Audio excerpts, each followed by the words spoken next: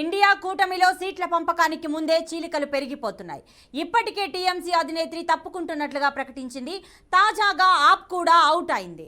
పంజాబ్లోని 13 ఎంపీ సీట్లలోనూ తామే పోటీ చేస్తున్నట్లు ఆ రాష్ట్ర సీఎం భగవంత్ సింగ్ మాన్ స్పష్టం చేశారు. పంజాబ్లో కాంగ్రెస్ గెలిచే పరిస్థితి లేనందునే తాము ఒంటరిగా పోటీ చేద్దామని నిర్ణయించుకున్నట్లు తెలిపారు. ఇక ఇప్పటికే బెంగాల్లో తాము ఒంటరిగా పోటీ చేస్తామని మమతా బెనర్జీ వెల్లడించారు. దీంతో ఇండియా కూటమి నుంచి విడిపోయి ఆప్ టీఎంసీలు వేరువేరు కుంపట్లు పెట్టుకున్నట్టు తేలిపోయింది.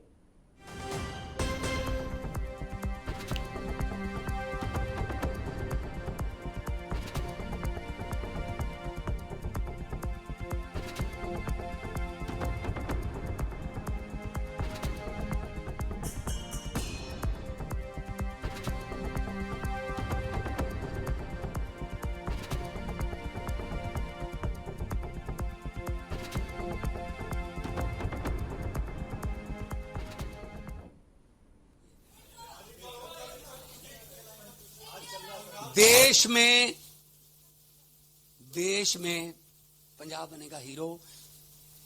2024 में लोकसभा चुनाव में आम आदमी पार्टी के पक्ष में 13-0।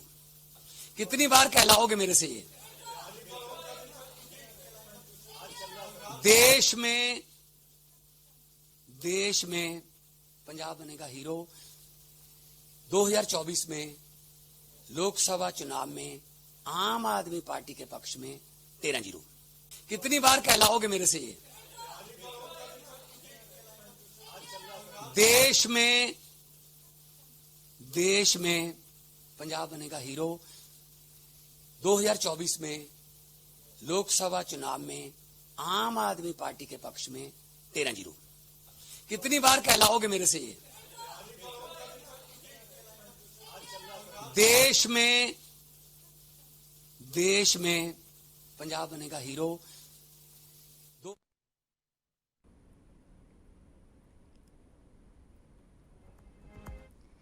ఇండియా కూటమిలో సీట్ల పంపకానికి ముందే చీలికలు పెరిగిపోతున్నాయి. ఇప్పటికే టీఎంసీ అధినేత్రి తప్పుకుంటున్నట్లుగా ప్రకటించింది. తాజాగా ఆప్ కూడా అవుట్ అయింది. పంజాబ్లోని 13 ఎంపీ సీట్లలోనూ తామే పోటీ చేస్తున్నట్లు ఆ రాష్ట్ర సీఎం భగవంత్ సింగ్ మాన్ స్పష్టం చేశారు. పంజాబ్లో కాంగ్రెస్ గెలిచే పరిస్థితి లేనందునే తాము ఒంటరిగా పోటీ చేద్దామని నిర్ణయించుకున్నట్లు తెలిపారు. ఇక ఇప్పటికే బెంగాల్లో తాము ఒంటరిగా పోటీ చేస్తామని మమతా బెనర్జీ వెల్లడించారు. దీంతో ఇండియా కూటమి నుంచి విడిపోయి ఆప్ టీఎంసీలు వేర్వేరు కుంపట్లు పెట్టుకున్నట్టు తేలిపోయింది.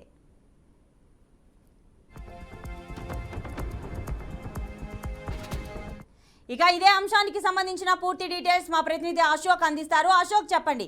ఇండియా కూటమి నుంచి ఆల్రెడీ టీఎంసీ అనేది విడిపోవడం జరిగింది, ఆప్ కూడా విడిపోవడం జరిగింది. ఈ పరిణామాలకు గల కారణాలు ఏంటి? ప్రతిభ ఇండియా కూటమి విచ్ఛిన్నం దిశగా ముందుకు అడుగులు వేస్తోంది. ఒకే రోజులో 2 ప్రధాన పార్టీలు ఇండియా కూటమి నుంచి బయటికి వెళ్తున్నట్టు స్పష్టం చేశాయి. ఇప్పటికే టీఎంసీ తృణమూల్ కాంగ్రెస్ అధినేత పశ్చిమ బెంగాల్ ముఖ్యమంత్రి ఉదయం మాట్లాడుతూ ఇండియా కూటమి నుంచి బయటికి వెళ్తున్నట్లు ఆమె స్పష్టం చేసింది. తర్వాత ఈ కాసేపటి క్రితమే మీడియాతో మాట్లాడిన పంజాబ్ ముఖ్యమంత్రి భగవంత్ సింగ్ మాన్ ఆయన స్పష్టం చేశారు. పంజాబ్ నుంచి మొత్తం పంజాబ్ లో 13 లోక్సభ స్థానాలు ఉంటే 13 లోక్సభ నుంచి ఆమ్ ఆద్మీ పార్టీ పోటీ చేస్తుందంటూ ఆయన స్పష్టం చేశారు. సో గత ఎన్నికల్లో 2019 ఎన్నికలు చూస్తే అక్కడ నేషనల్ కాంగ్రెస్ పార్టీకి 7 సీట్లు, ఆమ్ ఆద్మీ పార్టీకి 8 సీట్లు, శిరోమణి అకాలీదళకి 2, భారతీయ జనతా పార్టీకి 2, అంటే సో మొత్తం 13 స్థానాల్లో ఆమ్ ఆద్మీ పార్టీ పోటీ చేస్తుందని ఆయన స్పష్టం చేశారు. సో ఈ వ్యాఖ్యలతో చూసుకుంటే అంటే ఏదైతే ఇండియా కూటమికి సీట్ల సర్దుబాటు అంశం ఏదైతే ఉంటుందో కాంగ్రెస్ పార్టీ అక్కడ ఉన్న రాజకీయ ప్రాంతీయ పార్టీతో కలుపుకొని సీట్ల సర్దుబాటు అంశం అనేది ఉంటది. కానీ ఇక్కడ కొన్ని పార్టీలు తమ ముందే స్పష్టం చేస్తున్నాయి. ముఖ్యంగా తృణమూల్ కాంగ్రెస్ పార్టీ ఉదయం ఆమె మాట్లాడుతూ మమతా బెనర్జీ బెంగాల్ ఎన్నికల్లో ఒంటరిగా పోటీ చేస్తాము, బెంగాల్ లో పొత్తుల అంశంపై కాంగ్రెస్ పార్టీతో ఎలాంటి చర్చలు జరగలేదు, మాది సెక్యులర్ పార్టీ, మేము ఒంటరిగానే పోటీ చేస్తాం, 42 స్థానాలు ఉన్నాయి అక్కడ పశ్చిమ బెంగాల్లో. అందులో ప్రధానంగా ప్రస్తుతము ఏదైతే తృణమూల్ కాంగ్రెస్ కి 23, బీజేపీకి 17, కాంగ్రెస్ కు 2 మాత్రమే ఉన్నాయి. కానీ బెంగాల్లో సగం సీట్లు పంచుకున్నామంటూ కాంగ్రెస్ పార్టీ ఏదైతే ముందుకు తీసుకెళ్లింది దానికి తృణమూల్ కాంగ్రెస్ మద్దతు అంగీకరించారు. ఎందుకంటే కేవలం 2 స్థానాలున్న కాంగ్రెస్ పార్టీకి సగం సీట్లు ఎలా ఇస్తామంటూ తృణమూల్ కాంగ్రెస్ దాన్ని వ్యతిరేకించింది. కేవలం 2 స్థానాల్లో మీరు గెలుపున్నారు కాబట్టి ఆ 2 స్థానాల్లో ఇస్తామని వాళ్ళు స్పష్టం చేశారు.